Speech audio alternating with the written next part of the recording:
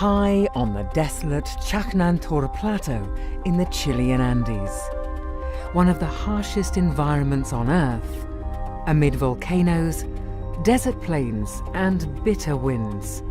ALMA, the Atacama Large Millimeter submillimeter array, is ready.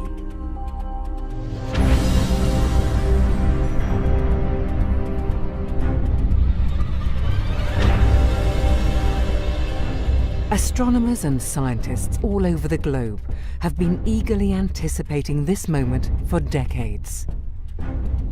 ALMA is the world's largest astronomical project, but it is not a conventional telescope. Instead of collecting and analysing visible light, it looks in a different and largely unmapped part of the spectrum.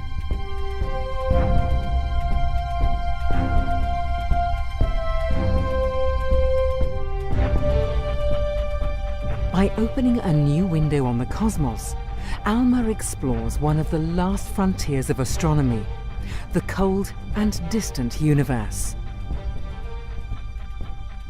All in search of answers to some of the deepest questions about our cosmic origins.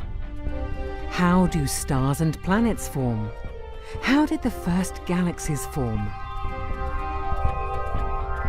The Chajnantor Plateau in North Chile.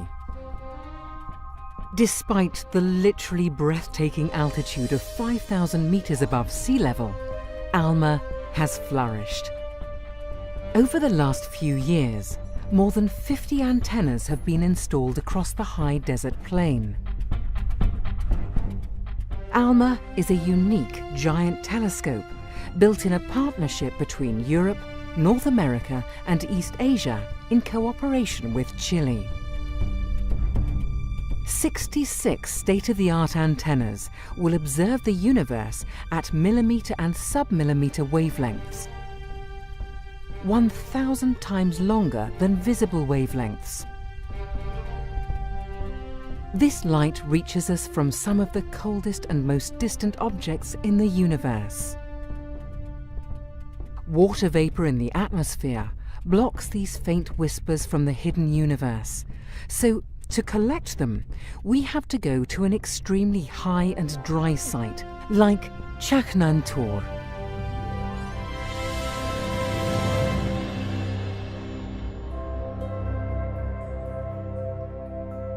The origin of the ALMA project dates back decades. Scientists from Europe, North America and East Asia developed 3 individual concepts for new large telescopes for millimeter and submillimeter observations. Eventually these concepts were merged into one.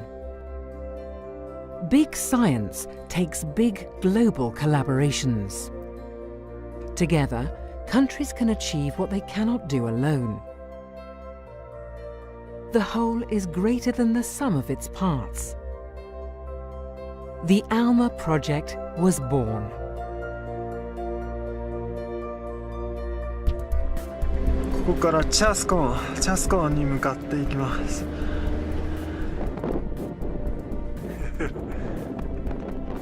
This new telescope needed a home, and eyes turned to Chajnantor.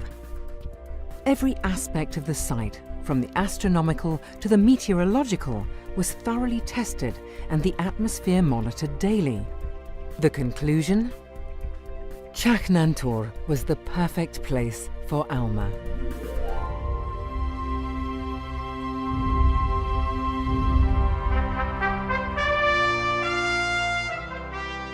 Construction began in 2003 with the groundbreaking for ALMA's array operations site.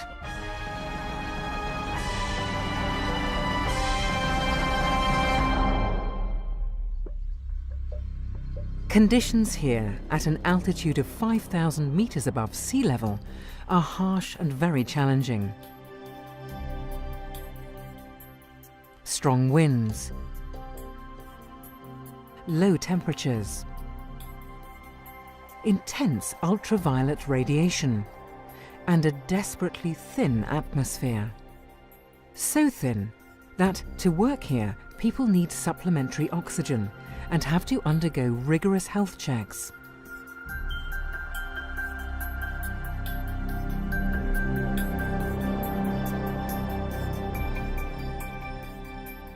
The production of ALMA's antennas has been shared between the 3 ALMA partners.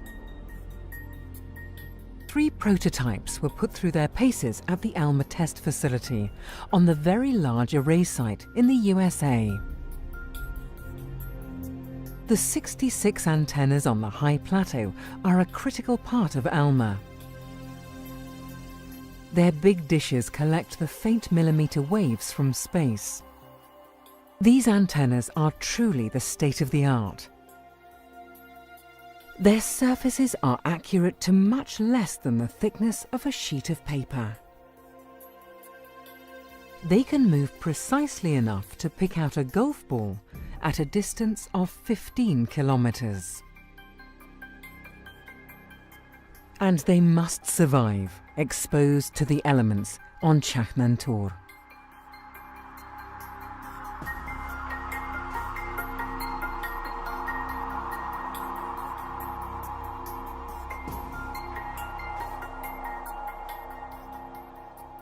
"25 antennas have been provided by the European Southern Observatory, 25 by the US National Radio Astronomy Observatory, and 16 by the National Astronomical Observatory of Japan.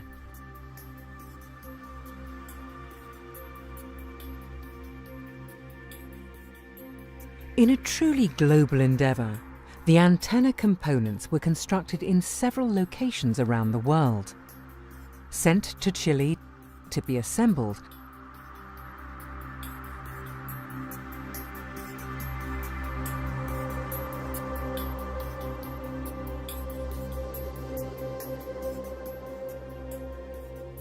and then tested at the Operations Support Facility in readiness for their first time observing the sky.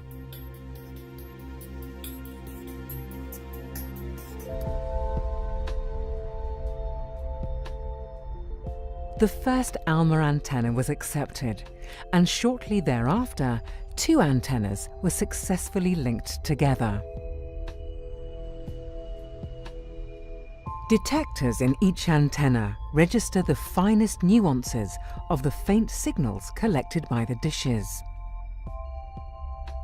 These detectors are the most sensitive of their kind and are cooled using helium gas to just 4 degrees above absolute zero.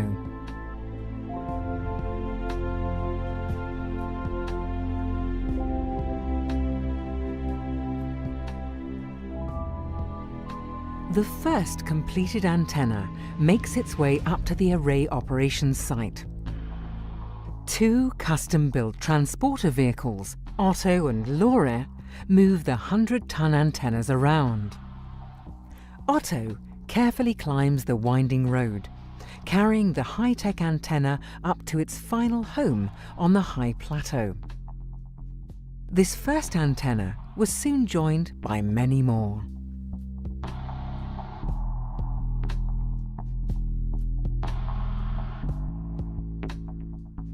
The first observations using 2 and then 3 antennas in unison were made. Key tests for the ALMA array, and all passed with flying colours. Millimeter and submillimeter wavelengths give astronomers a unique window on the universe. But to see them with the sharpness astronomers need, a single dish telescope would have to be kilometers across and impossible to build. Instead, ALMA uses 66 separate antennas, which can be spread out over the plane with separations of up to 16 kilometers. The antennas are linked and their signals combined. The result? One giant telescope, as wide as the whole array, observing with unprecedented sensitivity and resolution.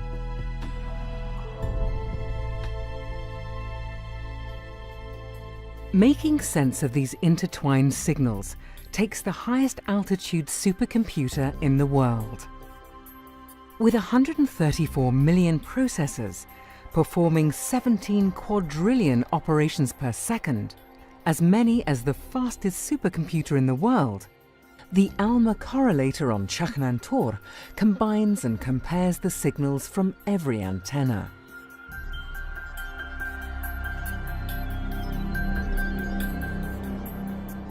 As more and more antennas arrive at Chaknantor, the Operations Support Facility, the control center of the observatory, takes shape at the slightly more hospitable altitude of 2,900 meters.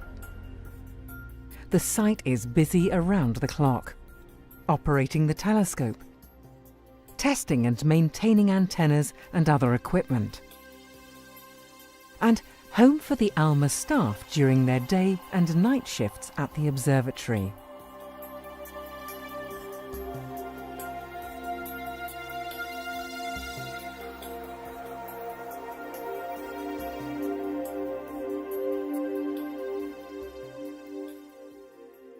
In the capital of the host nation, Chile, the ALMA Santiago central offices were built.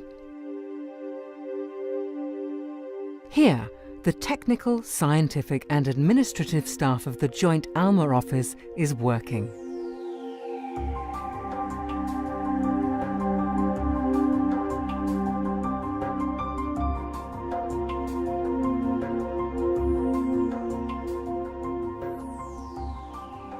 Even before the construction stage was complete, the first scientific observations began with a partial array of antennas. ALMA had opened its eyes.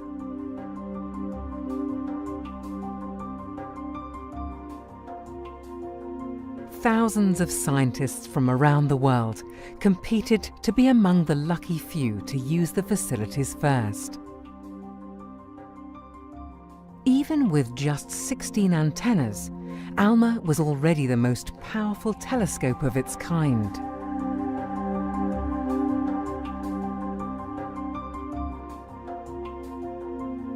The first scientific observations fulfilled everyone's hopes. The antennae galaxies, a pair of colliding galaxies with dramatically distorted shapes.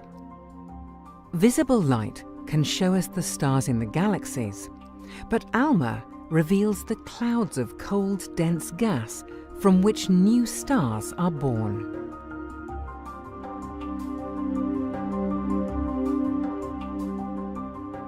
The heart of the distinctive galaxy Centaurus A. ALMA peers through the opaque dust lanes that obscure its center.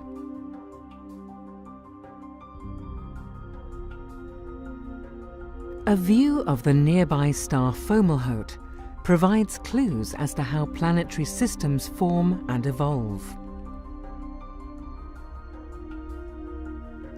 Cosmic dust grains found around a brown dwarf suggest that rocky planets might even be more common in our universe than we thought.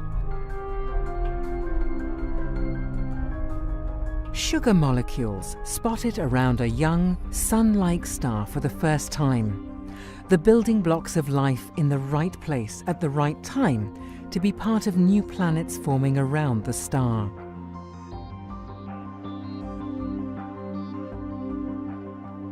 An unexpected spiral structure in the material around the old star, R. Sculpturus, revealed the secrets of this dying star.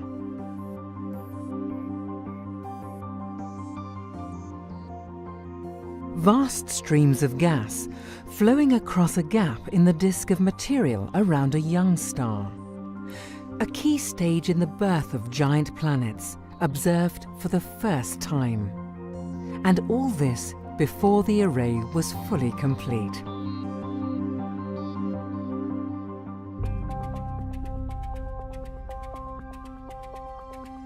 ALMA's inauguration celebrates its coming of age. The journey has been a long one. ALMA has grown from an idea to a construction project to a fully operational observatory and to a truly global scientific partnership.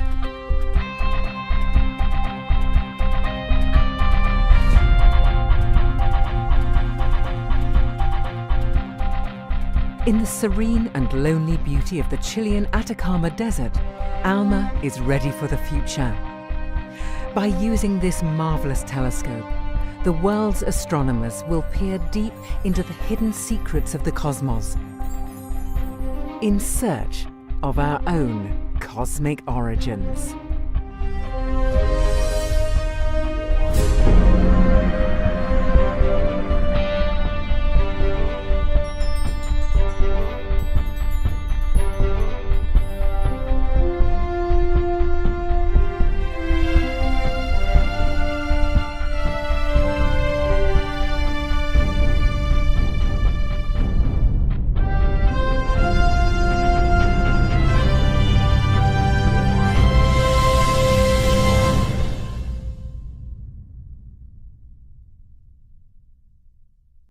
I guess you're about the only person around that doesn't have TV coverage of the scene. That's all right, I don't mind a bit. They've got the flag up now, and you can see the stars and stripes on the lunar Flag up now, you can see the stars and stripes. Are you getting a TV picture now, Houston? Neil, yes, we are getting a TV picture. You're in our field of view now. That's one small step for man, one giant leap for G.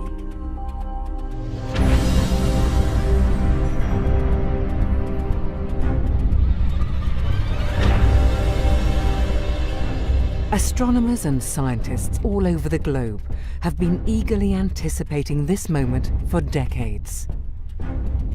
ALMA is the world's largest astronomical project, but it is not a conventional telescope. Instead of collecting and analyzing visible light, it looks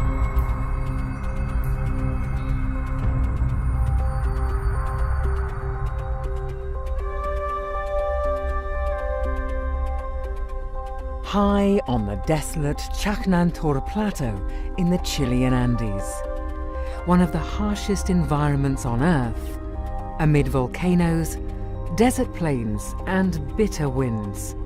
ALMA, the Atacama Large Millimeter submillimeter array, is ready.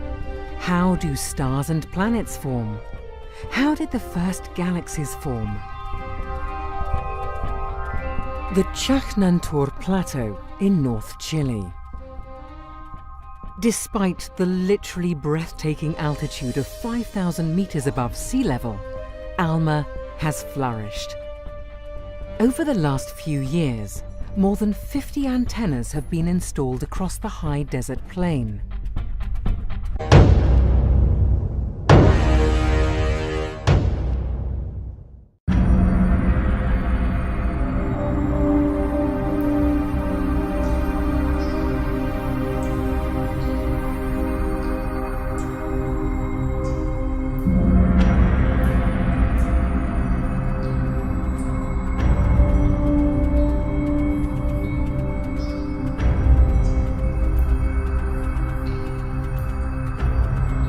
In a different and largely unmapped part of the spectrum.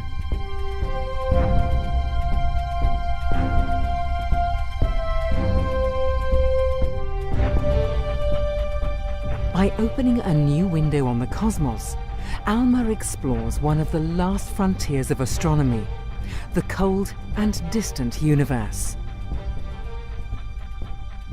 All in search of answers to some of the deepest questions about our cosmic origins.